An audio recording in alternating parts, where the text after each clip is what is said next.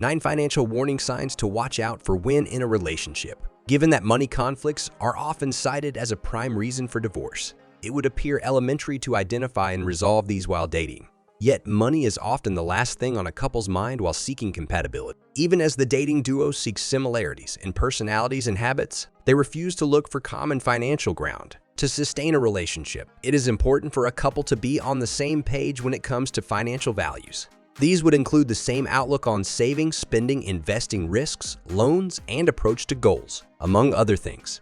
It can be argued that since the root of most financial conflicts lies in the person's psyche, however, most complex and insidious traits that tend to remain hidden in daily interactions emerge with ease in financial dealings, so it is easier to identify these if you are on the lookout for financial red flags.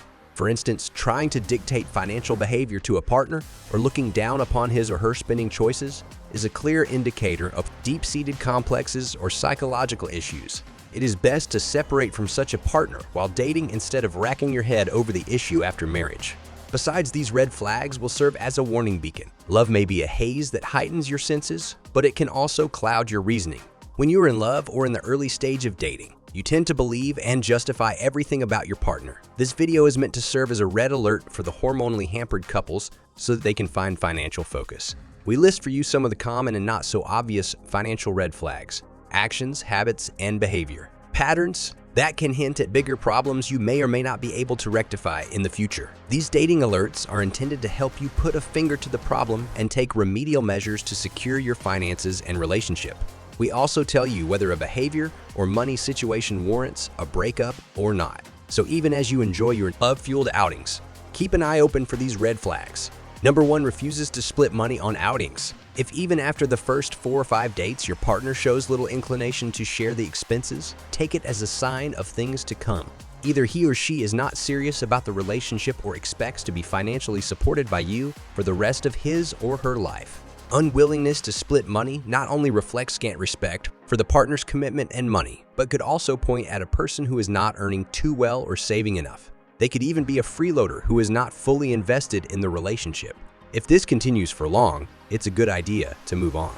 Number 2, a partner that lies about money. Lying is a form of financial infidelity that can destroy a relationship. If your date has lied to you about little things, this behavior can stretch to finances as well. It can range from small lies like hiding cash to bigger ones like concealing debt, lying about salary, and secret purchases or accounts. It can have serious consequences like upsetting the budget or failure to meet goals like retirement. Lying typically springs from guilt or is an act of rebellion against the other partner's controlling behavior or simple fear about the partner's reaction to an impulsive act.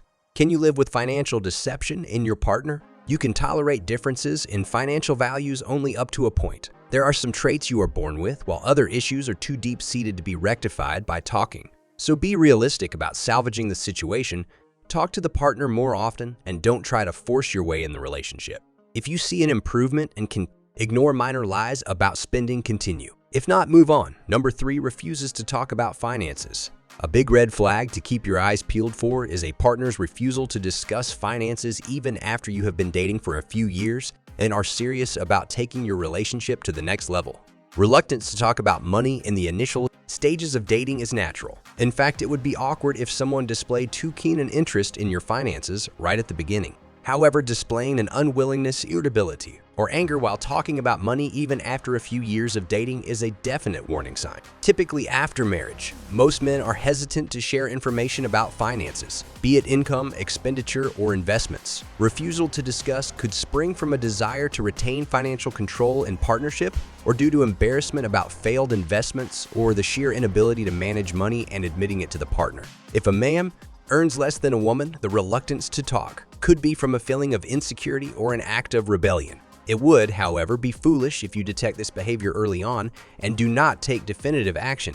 If the refusal is due to controlling behavior, it's best to split because the nature is unlikely to change and could be damaging for your mental and financial health. If you have tried talking several times without any progress, try counseling. If that doesn't work or the partner refuses to go for it, it is best to snap the bond and move on. Number 4, has no assets despite years of work. If your partner has been working for 4 to 5 years and has no asset, physical or financial, see it as a red flag.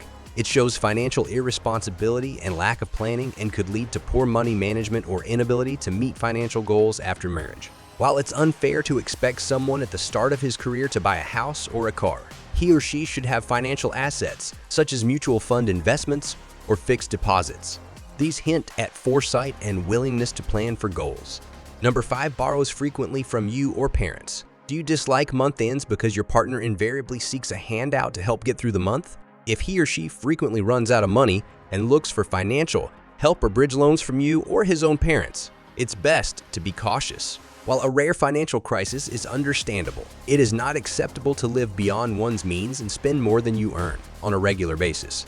Such chaotic money management and lack of budgeting will not allow you to save and eventually derail your financial goals. Number 6, can't retain a job for long. It is indeed a matter of concern if your partner is unable to hold on to a job for long. It could indicate not only a lack of professionalism or expertise in the chosen field, but also an inability to cohabit or get along with coworkers. This is unlikely to bode well for a long-term relationship, besides the fact that a stunted career growth may not result in financial stability after marriage. This could spark fights and force you to split. It's better to take a call on this issue before marriage and part ways if there is unlikely to be an improvement in the partner's career prospects. Number 7, expensive gifts, flashy lifestyle. If your partner is giving expensive gifts and taking you to fancy places, even though he doesn't have a high income, you should question it. You should also pay attention to his or her lifestyle, the kind of clothes and accessories he or she wears or the vehicle they drives, as these may hint at an extravagant lifestyle that is not commensurate with his salary. Listen carefully to how he talks about money as well. If he or she is only talking about how he wants to spend, not about how he wants to save or invest, be wary. Number 8 is always late for payments. Not paying your credit card bills on time and in full, being late for utility payments, or missing insurance premiums or loans are all indicative of a disorganized person. These traits could prove to be the nemesis for a partner who wants to lead a stable, organized financial life and reach one's goals without hiccups. Number 9 follows investing tips blindly.